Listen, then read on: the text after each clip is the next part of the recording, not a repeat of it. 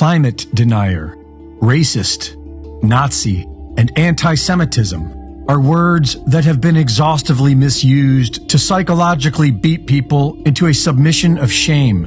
It is a human control technology that works on many people. When you point out the facts which expose the man-made global warming theory as a hoax, you are called a climate denier or a science denier. We are expected to trust the science even if it doesn't scientifically add up. The group mind has been conditioned to look down upon those who question the official narrative, and the word denier or denial has been made into a curse. This deceptive wordplay, along with the term hate speech, both stem from the Holocaust denial trials of the 1980s.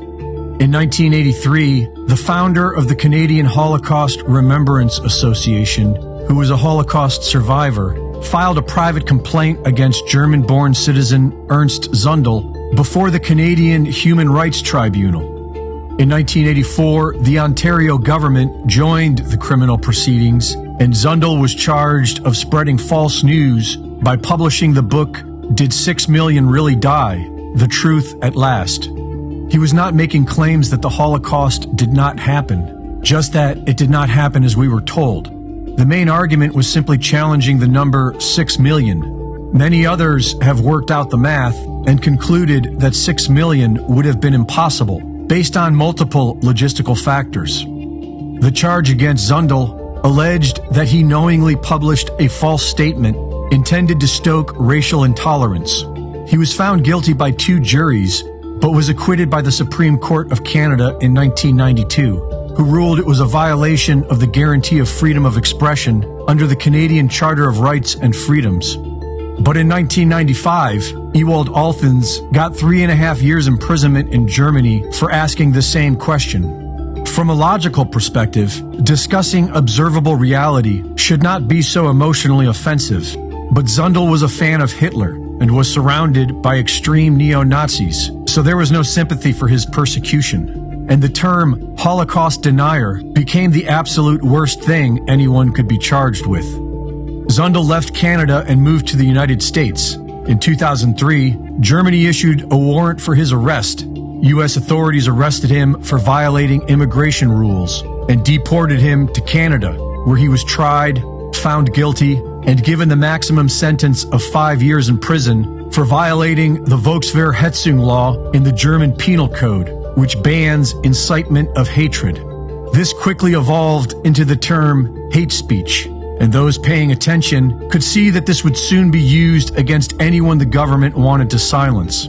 The Zionist government, who funds and operates Hamas under the Mossad maxim, by way of deception, thou shalt do war, is openly calling for genocide of all Palestinian people under the banner of their God.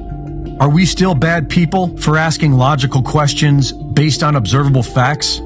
The number 6 million has been ritually used by Zionists since their official beginning in the late 1800s, decades before the Holocaust.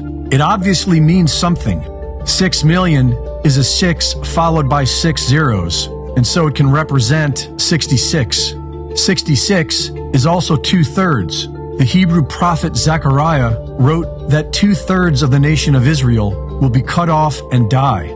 Many believers of biblical prophecy believe that this mass blood sacrifice is necessary in order for their Messiah to return. The Zionists seem to be no friend of the Jewish people, but by simply showing this information, many of you are triggered into thinking that I am an anti-Semite, a racist, or even a Nazi.